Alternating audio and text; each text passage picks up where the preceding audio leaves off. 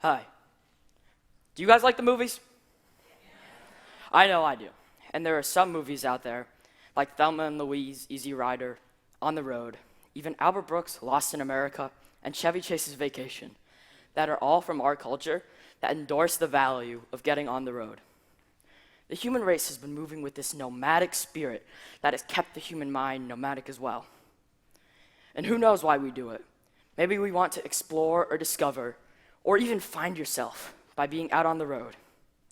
I mean, think about the age of exploration between 15th and 18th century, when Europeans began to leave the safety of where they were and explore all those new territories. And think about the path of early settlers, when people began to leave the stability of Europe and take to all the unpredictability and danger of the ocean and the wilderness of New England. And then we decided to go for even more of that by pioneering out west toward California. It's like the human race gets bored every once in a while when they stay put too long. Humans need this nomadic spirit. It's like we need times of being in stable civilizations where we can collect our ideas and think about them critically, and times of being in all crazy and out on the road where our creative ideas can breathe. So I'm a mountain biker, and it's the same for me. I might not be a conquistador, but I have this same need to switch between very rational, civilized frameworks and very crazy, irrational ones that take me off the road and take me and my brain to new places. So how can I relate to this in the end?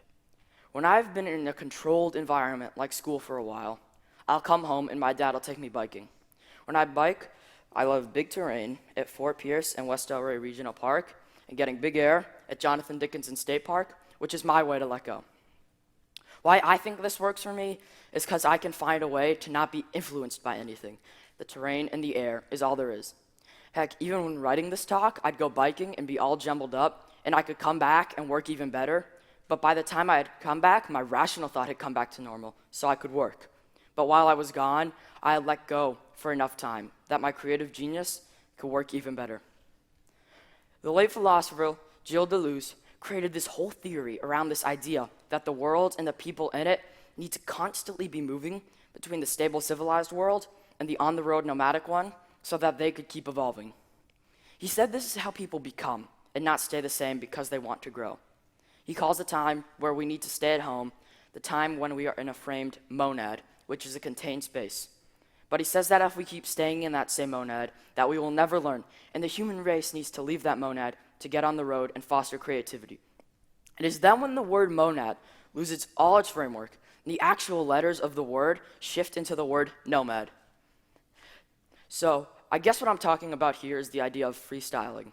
And no, I'm not talking about Oprah and Weight Watchers. I'm talking about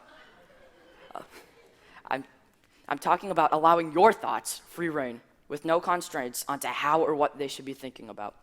For me, I can freestyle mentally and intellectually when I physically get out of school and mountain bike onto crazy terrain with my dad. So what's interesting about this all is that you don't even need to move to be in this nomadic state of mind. Rappers freestyle with words and create amazing new art on the spot when they allow their thoughts to become nomadic. Lin-Manuel Miranda, the creator of Hamilton, could freestyle about any topic anyone gives him on the spot. An article in The Atlantic described the MRIs of rappers when they recited lyrics they already knew as opposed to freestyling. The MRI showed when the rappers freestyled, there was this crazy difference in the brain. The amygdala, which tells the brain to be afraid of new things, got shut down so the rappers could freestyle, allowing the prefrontal cortex up here and all the other creative parts of the brain to take over. Freestyling helped the rapper leave this monad and become the nomad, making what is next unknown and exciting and inspiring creativity. One of the greatest rappers of all time, Eminem, wrote his best song, Lose Yourself, in about an hour. This quick creation of the song is as much a testament to freestyling as is the message and the title. And we should all listen to Eminem's message. Whether your way to get on the road and freestyle is by mountain biking, or running, or rapping, or skateboarding, or drawing crazy squiggles on a canvas in bright paint. If you want to keep becoming as an artist, or even just a human being, you need to lose yourself to find yourself. So do me a favor, lose yourself in the music the moment you own it. Never ever let it go. You only get one shot, do not miss your chance to blow. This opportunity comes once in a lifetime. Thank you.